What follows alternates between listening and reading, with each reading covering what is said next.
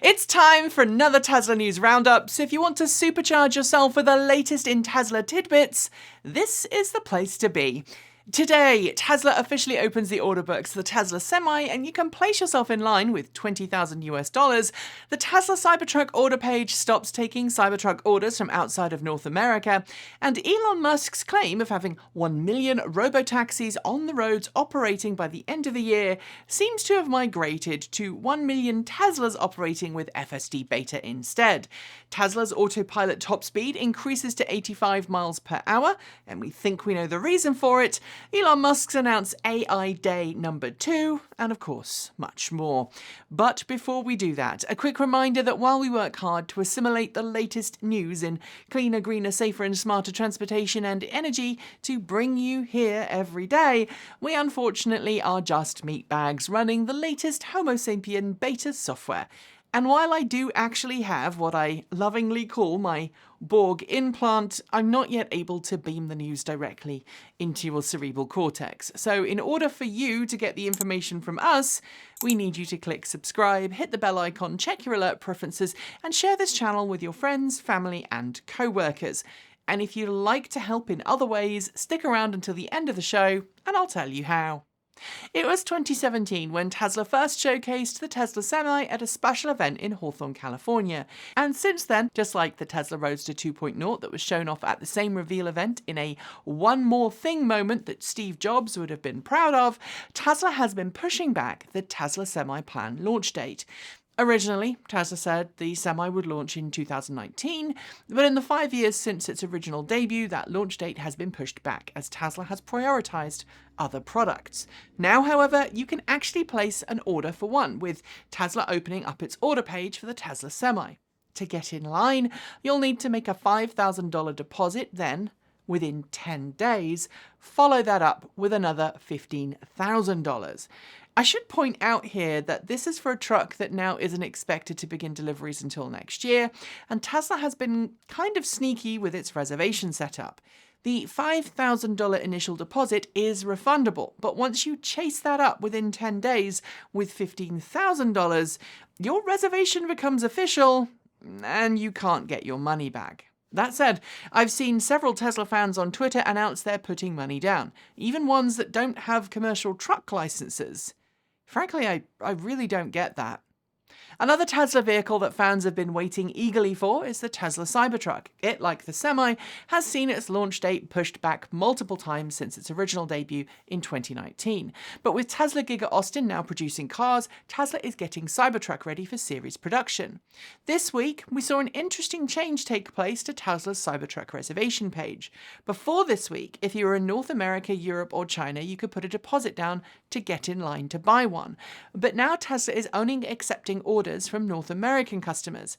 While it might be frustrating if you're one of those people who can no longer reserve, there are some understandable reasons as to why Tesla is doing this. First, Tesla's North American Cybertruck order book is so massive that even flat out, it's going to take several years for Giga Austin to produce every vehicle reserved.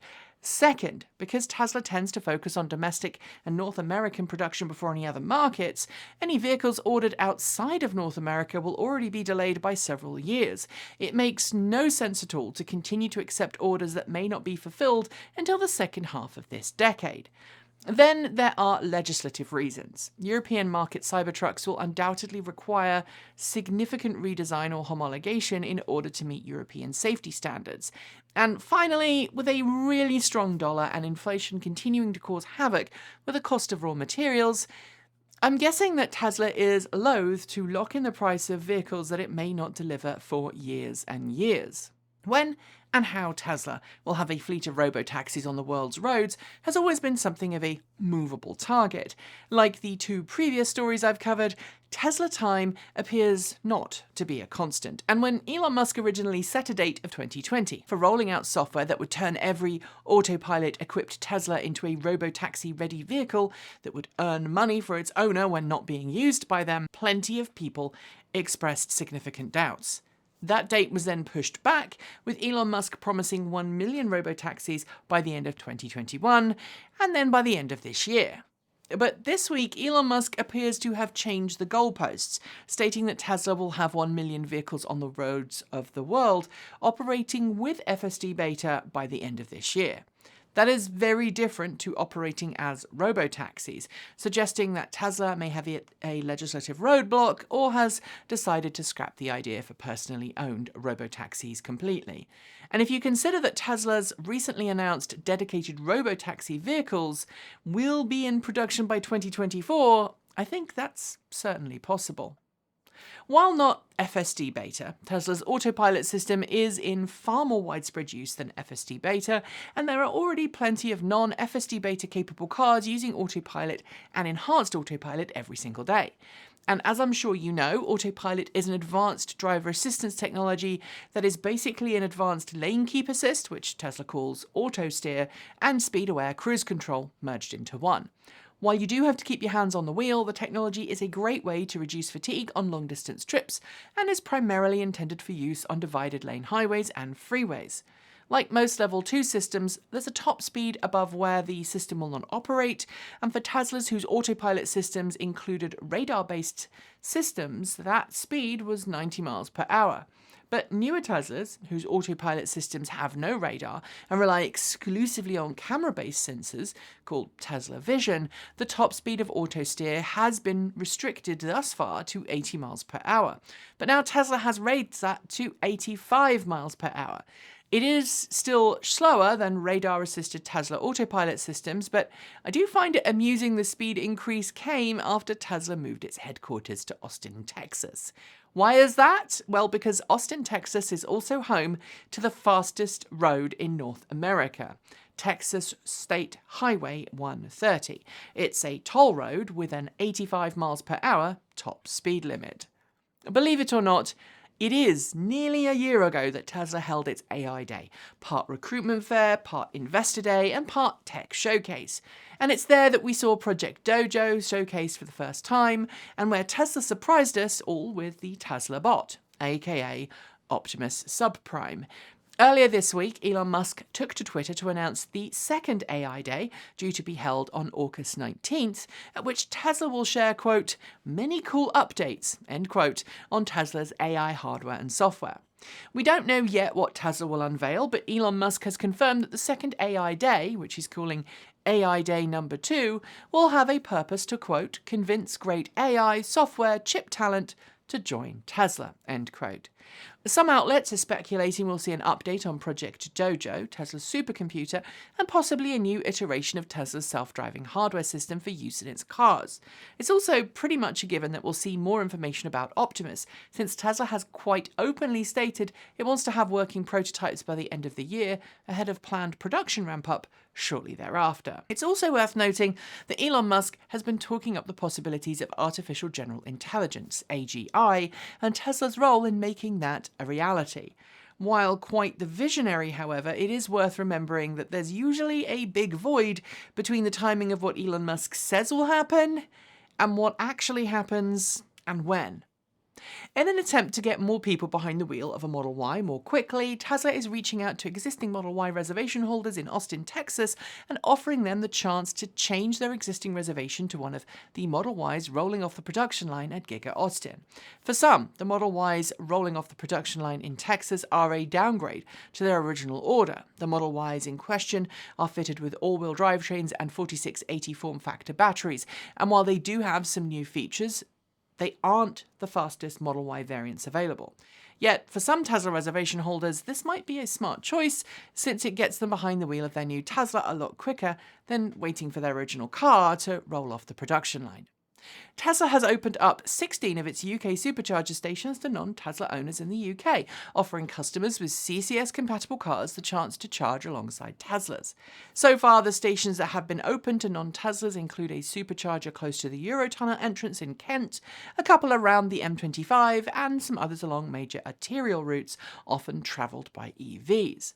Interestingly, though, there are also a couple of much-needed locations switched on that are far off the beaten track, where other rapid charging infrastructure is a little lacking. This includes a supercharger site in Aberystwyth in Wales and the Elvedon Inn supercharger in Thetford, Norfolk, which, as it happens, does some pretty nice grub. I know, because it's a go-to place to supercharge if I'm visiting the UK, have rented a Tesla, and I'm on the way to see my mum in Norwich. Right now, the cost of charging isn't shown in the Tesla app, but Tesla does offer a discounted rate if you sign up to a monthly £10.99 subscription.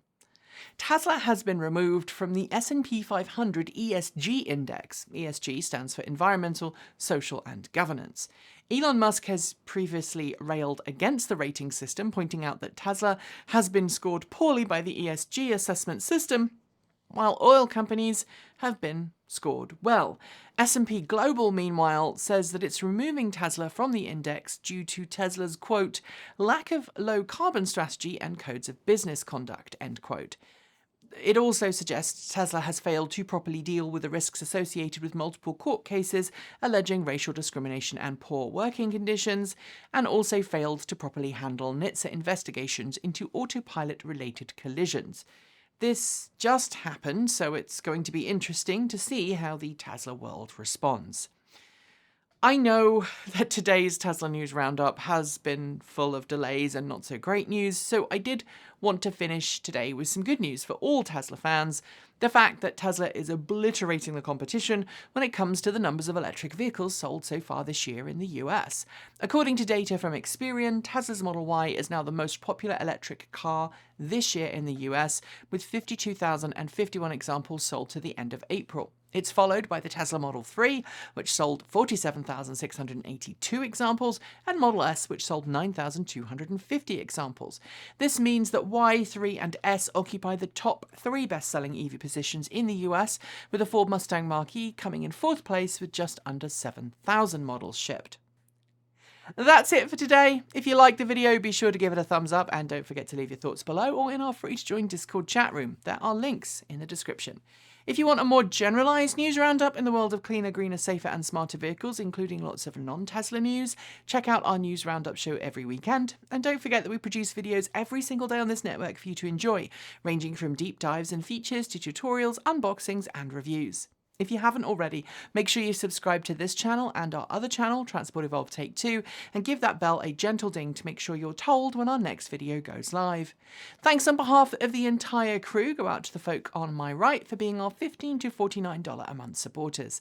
Special thanks to our $50 a month supporters, Chris Maxwell, Bennett Elder, Brian Newton, Dave Kitchen, Michael Goad, Ricky Leon, Andrew Martin, Guido Drahota, Brophy Wolf, Tesla in the Gong, Gordon C., Stephen O'Donoghue, Carl Hodgson, Anthony Coates, Ray Jean Fellows, Rory Litwin, Jim Burness, Chris Ascentar, Chris and Michael Johnson, Peter Dillinger and Denny Hyde, and our deepest gratitude to our $100 a month supporters, Anonymous Freak, Marcel Ward, Reggie Watts, Joe Bresney, JP Fagerback, Will Graylin, Matthew Drobnak, John Lyons, Christopher Lee Jones, Andrew Glenn, Paul Conway, Laura Reynolds, Ellery Hensley, and Ian.